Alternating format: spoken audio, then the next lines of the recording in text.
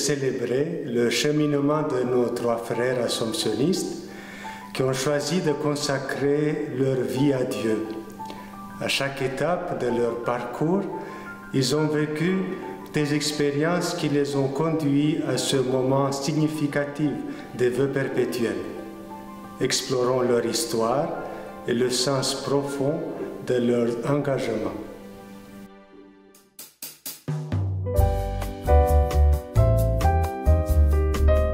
Bonjour, je m'appelle Antoine, je suis vietnamien.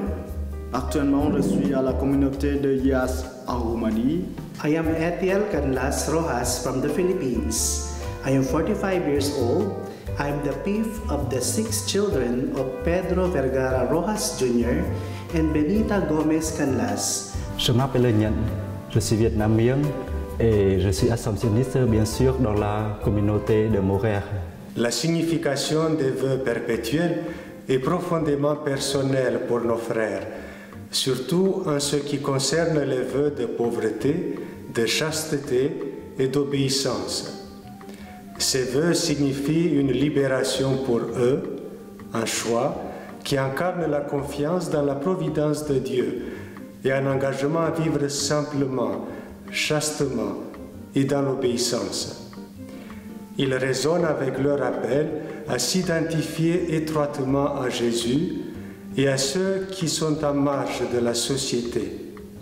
Par ces vœux, ils cherchent à cultiver un esprit de générosité et de communauté en partageant avec les autres les dons qu'ils ont reçus. Je pense que la vocation est un mystère. Je ne peux pas expliquer précisément pourquoi je suis assomptionniste, mais je suis heureux d'être là avec les frères pour construire ensemble notre esprit fraternel, familial, de l'accueil et de l'ouverture. En particulier, je crois que Dieu me choisit d'être assomptionniste et il me faut marcher sur le chemin que Dieu veut. I asked the Lord, Lord, is this what you want from me? Living the obedient, chaste, and simple life of detachment is not easy for me. I ask the grace of mindfulness that I am no longer my own, but His will. Personnellement, le fait de prononcer mes vœux perpétuels, c'est une décision finale qui me permet de confirmer, de garder les conseils évangéliques, pratiquer la règle de vie dans l'Assomption jusqu'à la fin de ma vie. Vivre en communauté avec des frères a profondément influencé leur foi et les a aidés à mieux comprendre leur vocation.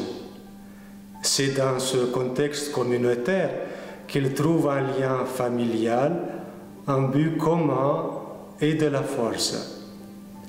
Ces relations encouragent la responsabilité et favorisent un espace de soutien mutuel et de prière, approfondissant leur sentiment d'appartenance et leur engagement dans leur mission commune.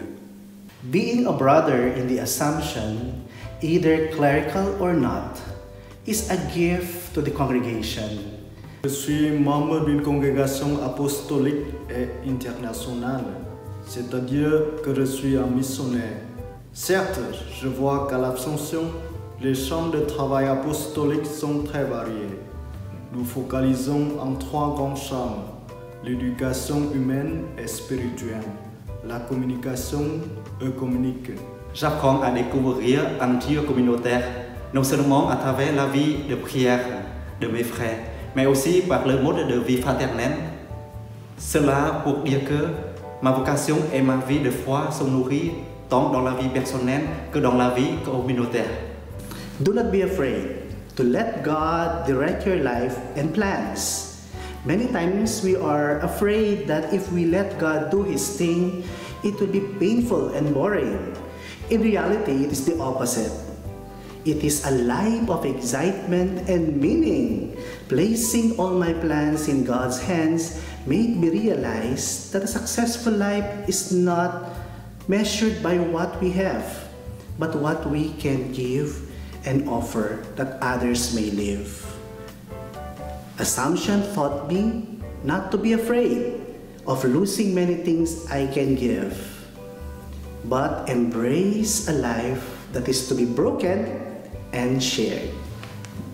Alors que les frères Étienne, Nien et Nyan s'engagent dans une vie de service et de foi, nous vous invitons à être les témoins de leur parcours à l'église Saint-Pierre de Montrouge à Paris.